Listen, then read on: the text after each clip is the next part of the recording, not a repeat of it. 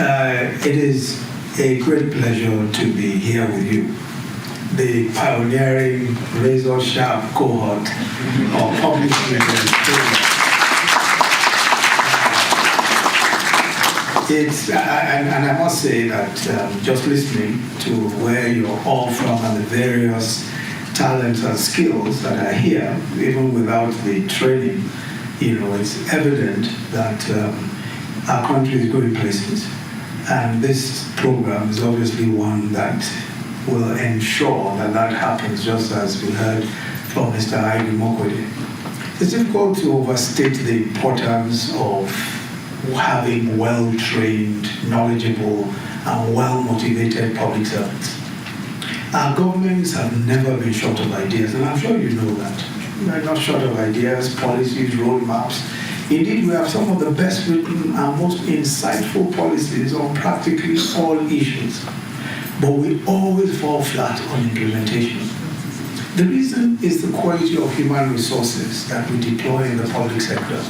Unlike the private sector, where usually at least the profit motive makes it imperative for them to provide relevant and cutting-edge training to ensure that their staff are well equipped and to be able to deliver on targets and KPIs. The public service, on the other hand, would usually, take the traditional approach. The result is a bureaucracy that's unable to develop, but more importantly, to deliver on government initiatives and programs. And that's really the problem that we have in the public service. So we have, the best programs. In fact, when I came to the office of the Vice President in 2015, of course, that people write all sorts of proposals, say all sorts of things. One thing I discovered very quickly was that on practically anything, there was already government policy or proposal or some incredibly insightful policy already. So there are piles and piles and piles of policies, piles and piles in the public service already. Once you can't deliver public goods effectively, development suffers. The commons are all at risk and the overall quality of life of the people is undermined, which is why I think this program is so crucial. This is exactly what the public service needs. And just as Mr. Aigboje has said, this is exactly the point, and this is what informed a lot of our discussions at those initial stages of thinking this through. Everyone agrees that this is a problem. We need a bureaucracy that fully appreciates how to think, how to act, how to plan in a world that is completely transformed, especially in the last 2 decades. Almost every old assumption about commerce, about lifestyle, even about gender issues, political ideology are now being upturned. Or at least even if they're not being upturned, they're seriously challenged. Practically everything that we used to take for granted is now being challenged. And someone spoke about technology and what it means today. So the old notions of official secrecy, I wrote a book in the 90s on Nigerian media law. I devoted a whole chapter to official secrecy. I looked at the book again, I think about 2 years ago, and I couldn't just believe the nonsense that is now new knowledge. Because just reading that book, if anyone read it, of course, we're doing a revision of it. If anyone read it today, you wonder, what part of the world were these people living in? Everything has changed. The sanctity of government information, sanctity of communication is cracking all around. These days, it's easier to put even hard copy public information in the public space. Every device has a camera. Electronically stored information even can also be hacked. So what are the new protocols that we must now adopt? What are the safeguards that we must put into regulations? What are the rules for using private phones or emails for public purposes? How about the emergence of tech companies and tech-enabled companies? What sort of regulatory environment will grow and not stifle innovation for the lady from the central bank and all the others from the financial regulatory agencies? What are the new rules we need to write? Some may remember the arguments back and forth about regulating cryptocurrency. SEC, as you know, at the time had drawn up rules about registering cryptocurrency companies. The CBN had a different view. Now, that is all extremely healthy because cryptocurrencies were completely new. No one knew where cryptocurrencies were headed. But that is the sort of thing that we're going to face now almost on a daily basis. The world is changing. Things are moving fast. There is nothing that we used to assume before that is going to be the same.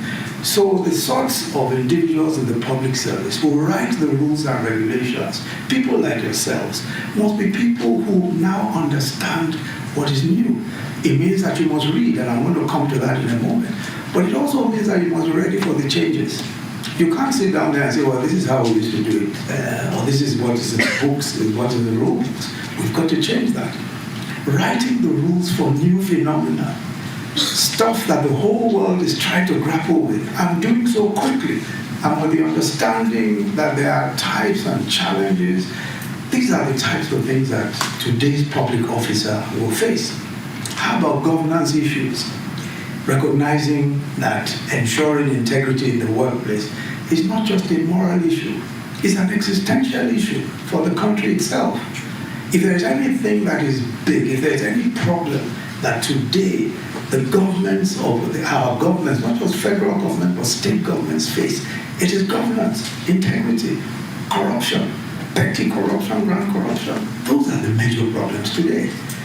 Everyone knows that, Everyone knows that there's a problem. You want to get a passport, you want to get a license, you want to get you are trying to get some contracts within the public service. Whatever you're trying to do within the public service, there are obstacles of various kinds. We all know that there is a governance issue. And this is so, we have this in all aspects of the public service. How do we deal with these issues? How do we let our organizations know that this is existential? It's not just a moral issue. The mere fact that one or two people can make money within an organization and possibly get away with it, at least for a while, doesn't mean that is the end of the matter. We are incrementally and instrumentally destroying not just our institutions, but our nation. One of the reasons why prosperity is difficult is because of the problems that we have within the public service. Somebody comes with an idea. In fact, I recall that there was a particular person who donated a cancer treatment facility to an agency. I don't want to mention names. It took, when we got here in 2015, the person, it was from an embassy, was saying to the president then that we have now, thank you very much, sir, we have now been able to install the cancer treatment facility after almost 6 years. Why? Because people who with the public officers within some of those places were asking for PR, as they called it, or a bribe. They were saying, you have to give us something. Here are people donating a facility. So all those kinds of things, of course, and this is repeated here and there. So for me, one of the central questions that we have to answer, one of the central questions that I will pose to you, is how do we deal with these issues? How do we deal with these governance issues? Because they are fundamental. And nothing gets done unless we're able to deal with some of those kinds of issues. Why do systems anywhere else in the world uphold basic notions of honesty and transparency and integrity? It's because it makes economic sense. Dishonesty undermines the entire enterprise. It's not a moral issue. It's not just a mere moral issue. It's not a religious issue. No, it makes sense. The reason why the Singaporean government under Lee Kuan Yew decided that they were going to be ruthless on issues of corruption is because they realized that their little nation will be completely destroyed if they allowed dishonesty within their system. Simple. And that's why they moved quickly to become a first world nation. We need to deal with that issue also. And we must understand and be able to disseminate our rules of governance in such a way as to make it clear that whatever type of breaches of these rules of governance will kill progress. And as the president says, not only if we don't kill corruption, corruption will kill us. I was fascinated by the contents of the classes on strengthening public organizations, especially the question of who sets goals and values and what counts as high performance. And I thought that was really quite interesting because the public service, for the public service, this is a crucial issue, especially regulatory agencies. Because regulatory agencies generally tend to see their roles as either policemen or revenue generation. Yes, they may have those roles, but their real role must be how to make life easier for the private sector, small and large businesses, individuals who are the ones who create the jobs, they create the wealth, they lift millions out of poverty.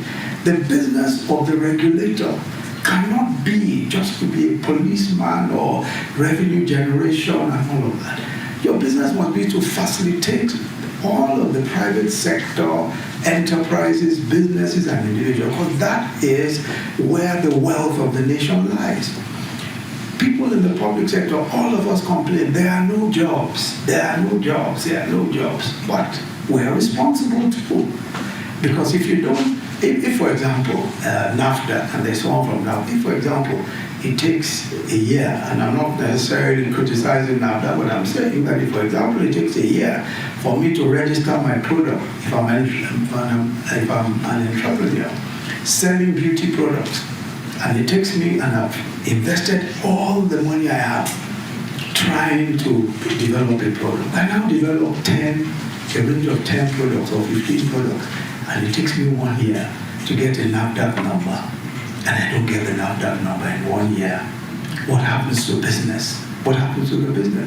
If I don't have a NAFTA number, I can't put my stuff in a supermarket. I've got to be selling under the table. Meanwhile, somebody else rushes off to Ghana, gets the equivalent of the NAFTA number. That person can sell in a supermarket in Nigeria. That's how it works. So the person who is sitting on their desk in NAFTA, who feels that, look, I'm a policeman, or who is making all sorts of demands, must ask the question, how am I damaging the economy of this country? How am I preventing people who want to create jobs, who, because they're going to make money, will create jobs and create opportunities for everyone?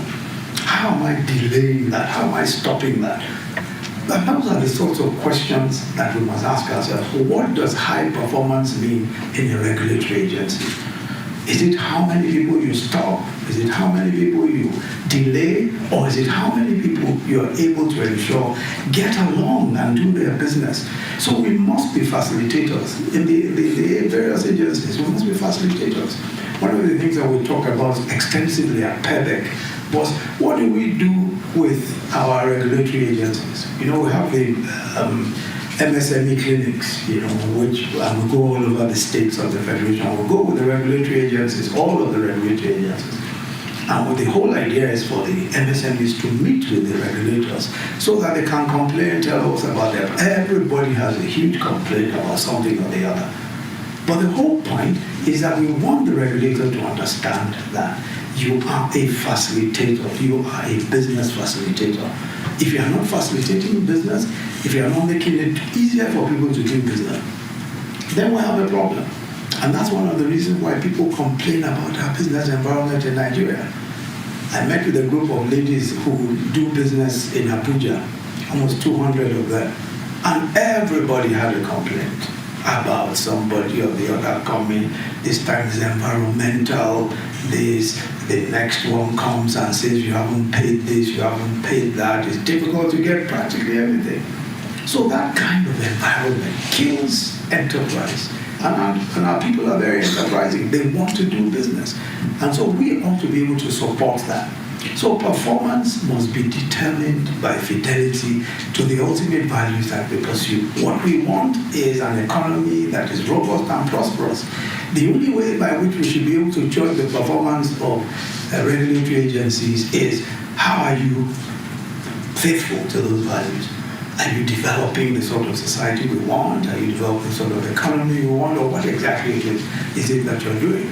So finally, if I may offer just one piece of advice, and it is really about self-development, I think that, most people from our part of the world, from Nigeria that is, like the idea of certificates and getting some education. Everybody likes to, display certificates and all that. But these things are merely a process. The best people that you'll ever find anywhere in the world are people who are continuously educating themselves, people who are continuously reading. Reading is crucial, especially today, because things are changing at lightning speed. Anyone who is not reading, whatever you learned from this, from the AIGPSG course, in another couple of months, you will be surprised to find that there are all sorts of new ideas, new phenomena, all sorts of new things that are developing. So constant engagement, constant self-development is so important, and that simply comes from reading. And today there are all sorts of ways of reading, all sorts of ways. In fact, I don't know how many people have that app. There's one app that helps you to read very, very quickly. I mean, it summarizes things for those who want to be able to read a 400-page book in 15 minutes. At least it gives you a sense of what is in the book, so at least you can keep reading. So I'd like to thank my dear friend Aig for and of course his dear wife also for, first of all, for all the work that they've done. I think, first there is most people who do the sort of work that they're doing. In other words, a service to society, social enterprise of one sort or the other, are always able to distance themselves from it. So if you're a philanthropist of some sort, things happen. You are not a part of it, you are not invested in it in the way that this couple are invested in it. And I really want to thank you and commend you for that you're not just interested in the idea and then you set up an organization.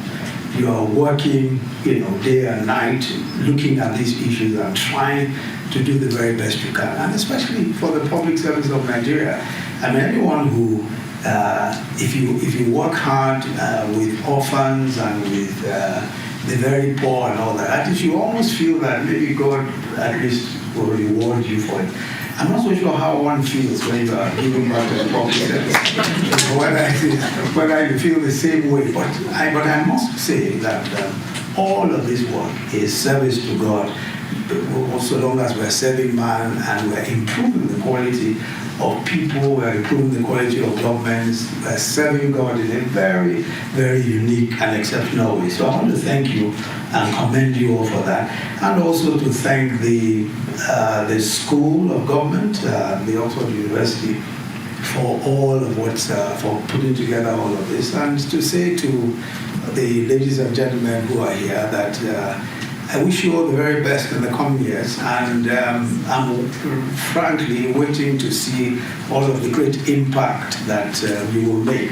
I don't think we need to have the whole of the public service. Only a few people will make this difference, so long as the few people are committed to making the difference. And I'm quite sure that you'll make all the difference.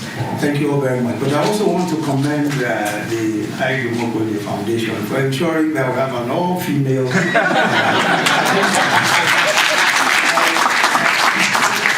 I've been looking for a good way of compensating, or at least saying something soothing to the women and my wife in particular, for the loss of the amendments at the National Assembly.